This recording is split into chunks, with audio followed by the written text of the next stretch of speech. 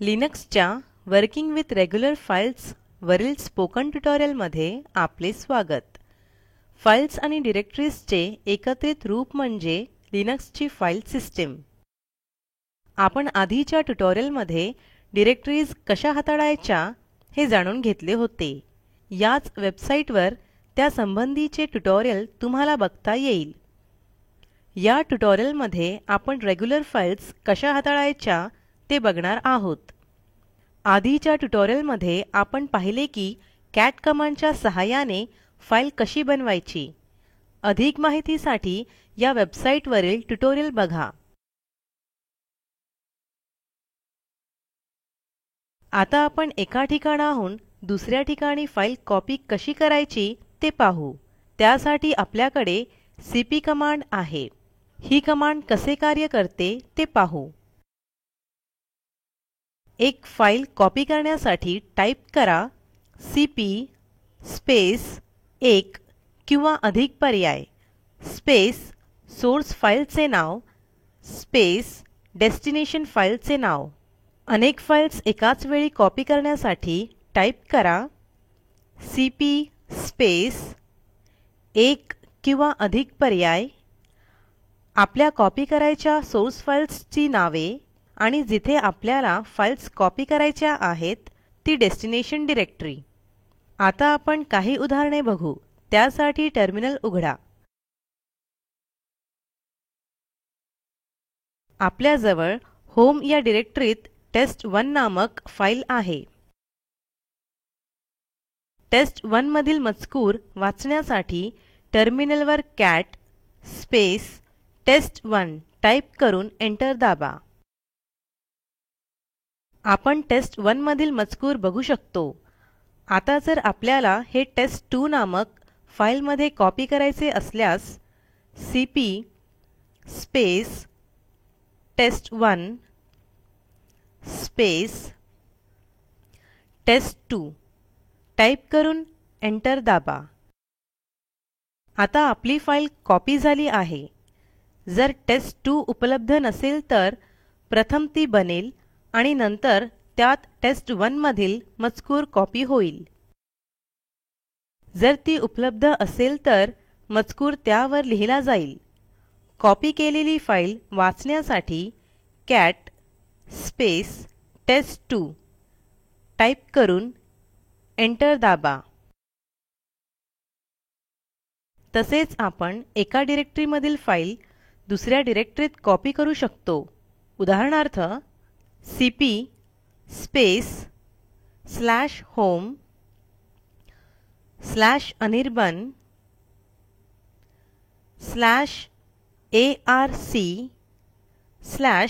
/arc/demo1 हे फाईलचे नाव आहे जे आपल्याला कॉपी करायचे आहे. /home /anirban /demo2 टाईप करून एंटर दाबा. ही कमांड डेमो1 ही फाईल /home /anirban /arc या डिरेक्टरीतून /home /anirban या डिरेक्टरीमधील डेमो2 मध्ये कॉपी करेल.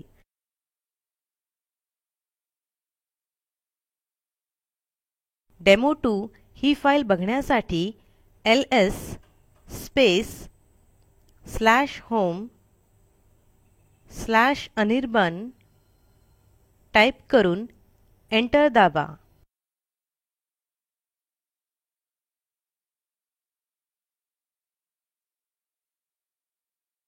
आपण येथे वरच्या दिशेला स्क्रोल करून फाईल बघू शकतो. पुढे जाण्यापूर्वी आपण स्क्रीन क्लिअर करून घेऊ.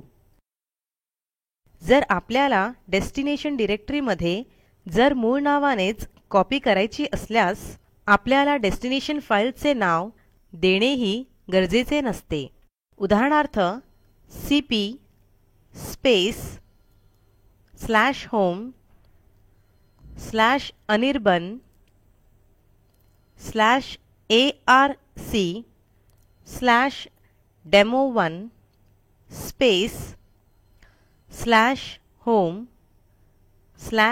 /anirban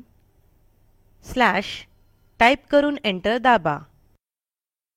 ही कमांड /home/anirban/arc या डिरेक्टरीतून डेमो1 ही फाईल /home/anirban या डिरेक्टरीत डेमो1 ह्याच नावाने कॉपी होईल. पूर्वीप्रमाणेच डेमो1 फाईल बघण्यासाठी एलएस /home/anirban टाईप करून एंटर दाबा. पुन्हा स्क्रोल करूया. आपल्याला डेमो1 ही फाईल दिसेल. पुढे जाण्यापूर्वी पुन्हा एकदा स्क्रीन क्लिअर करूया. अनेक फाईल्स कॉपी करायच्या असल्यासही डेस्टिनेशन फाईल नेम द्यावे लागत नाही. समजा आपल्या होम डिरेक्टरीमध्ये टेस्ट1, टेस्ट2, टेस्ट3 या 3 फाईल्स आहेत. आता CP test one test two test three /home/anirban/testdir type करून एंटर दाबा. टेस्ट1, टेस्ट2, टेस्ट3 या तिन्ही फाईल्स त्यांची नावे न बदलता /home/anirban/testdir या डिरेक्टरीत कॉपी होतील. तुम्हाला फाईल खरोखरच कॉपी झाल्या आहेत का ते बघण्यासाठी एलएस /home/anirban/testdir टाईप करून एंटर दाबा. आपण बघू शकतो की टेस्ट1, टेस्ट2, टेस्ट3 या फाईल्स डिरेक्टरीत उपस्थित आहेत. सीपी कमांड सोबत अनेक पर्याय उपलब्ध आहेत. येथे आपण त्यापैकी केवळ काही अतिमहत्त्वाचे पर्याय बघणार आहोत. प्रथम आपण स्लाईड्सवर परत जाऊया. त्यापैकी कॅपिटल R हा एक महत्त्वाचा पर्याय आहे. यामुळे संपूर्ण डिरेक्टरी स्ट्रक्चर रिकर्सिव्हली कॉपी होते. आता आपण एक उदाहरण बघूया. टेस्टदीर या डिरेक्टरीतील सर्व घटक टेस्ट या डिरेक्टरीत कॉपी करण्याचा प्रयत्न करू. त्यासाठी सीपी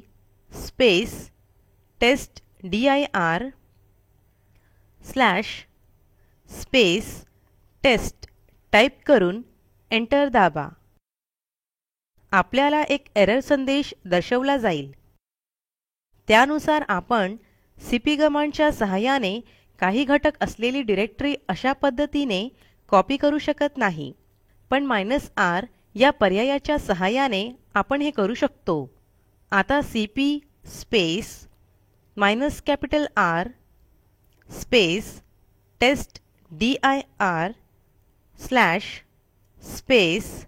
/test टाईप करून एंटर दाबा. आता फाईल ज्या टेस्ट डिरेक्टरीमध्ये कॉपी झाल्या ती डिरेक्टरी खरोखरच उपस्थित आहे ना हे बघण्यासाठी एलएस टाईप करून एंटर दाबा. टेस्ट डिरेक्टरी तिथे उपस्थित असल्याचे तुम्ही बघू शकता. आपण स्क्रीन क्लिअर करून घेऊया. टेस्ट डिरेक्टरीतील घटक बघण्यासाठी एलएस टेस्ट टाईप करून एंटर दाबा. तुम्ही टेस्ट या डिरेक्टरीतील सर्व घटक बघू शकता. आता स्लाईड्सवर परत जाऊया. जर एक फाईल दुसऱ्या उपस्थित फाईलवर कॉपी केली तर ती फाईल ओव्हरराईट होते, म्हणजेच आधीची फाईल नष्ट होते. आता जर अनवधानाने एखादी महत्त्वाची फाईल आपल्याकडून ओव्हरराईट झाली तर असा प्रकार टाळण्यासाठी आपल्याकडे -b हा पर्याय आहे.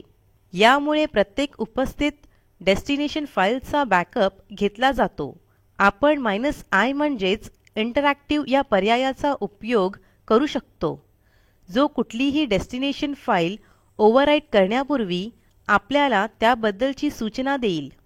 आता आपण एमव्ही कमांड कसे कार्य करते ते पाहू.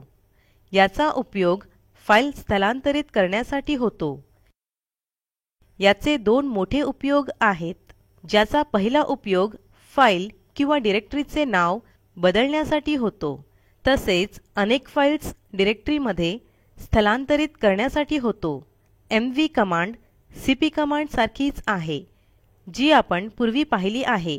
मग आपण एमव्ही कशी कार्यान्वित होते ते पाहू. टर्मिनल उघडा आणि एमव्ही स्पेस टेस्ट1 स्पेस टेस्ट2 टाईप करून एंटर दाबा. ही कमांड होम डिरेक्टरीमध्ये उपलब्ध असलेल्या टेस्ट1 या फाईलचे नाव बदलून टेस्ट2 करेल. जर टेस्ट2 आधीच उपलब्ध असेल तर ती फाईल ओव्हरराईट होईल. जर आपल्याला फाईल ओव्हरराईट होण्यापूर्वी त्याबाबतची वॉर्निंग हवी असेल तर आपण एमव्ही कमांडसोबत -i पर्याय वापरू शकतो.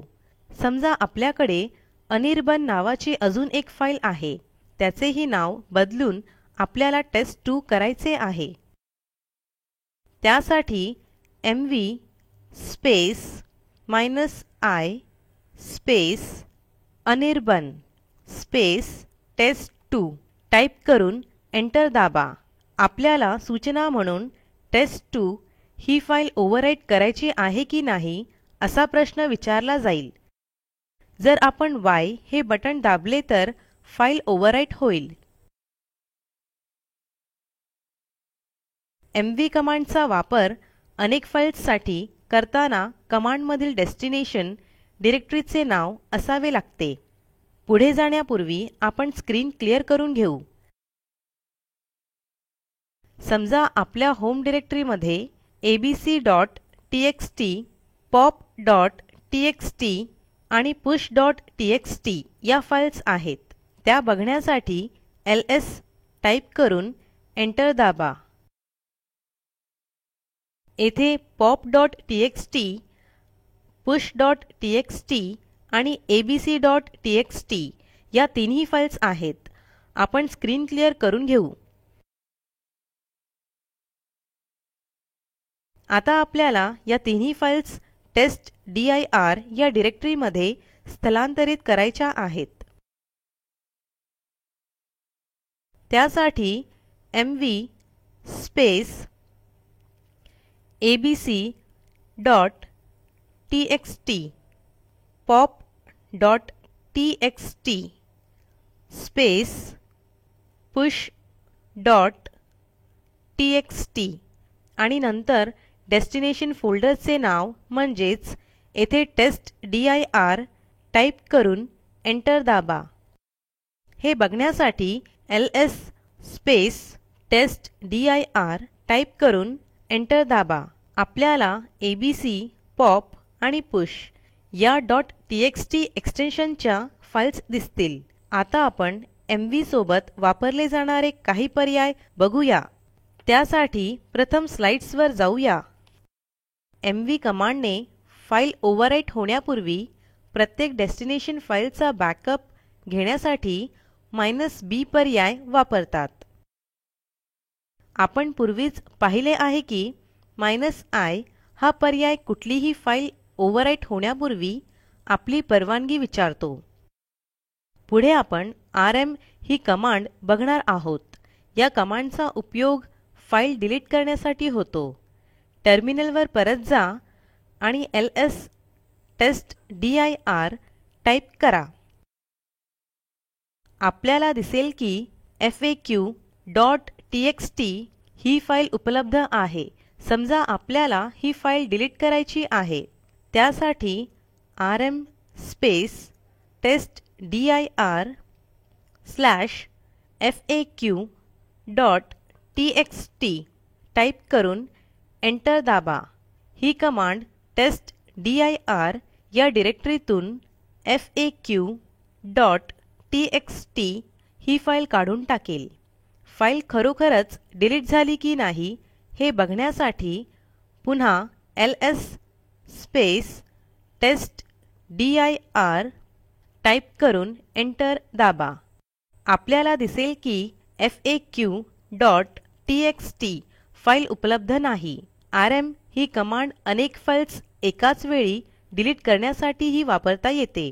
टेस्टदीर ह्या डिरेक्टरीमध्ये एबीसी2 आणि एबीसी1 या दोन फाईल्स आहेत.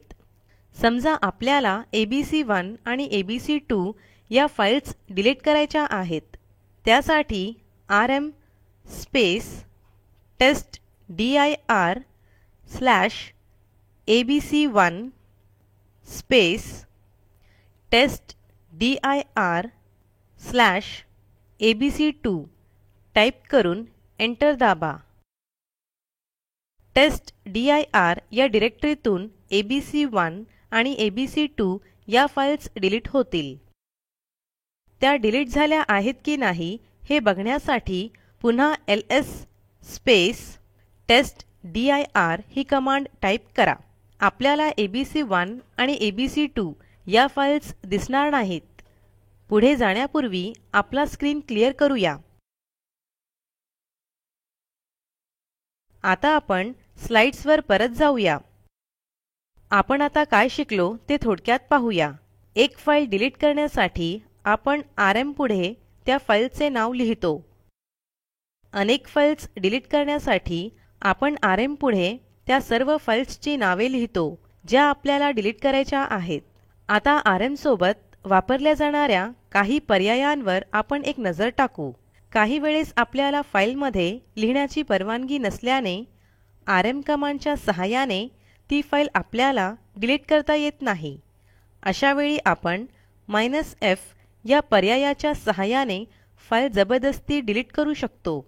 दुसरा कॉमन पर्याय म्हणजे -r आहे. बघूया हा पर्याय कुठे उपयोगी पडतो.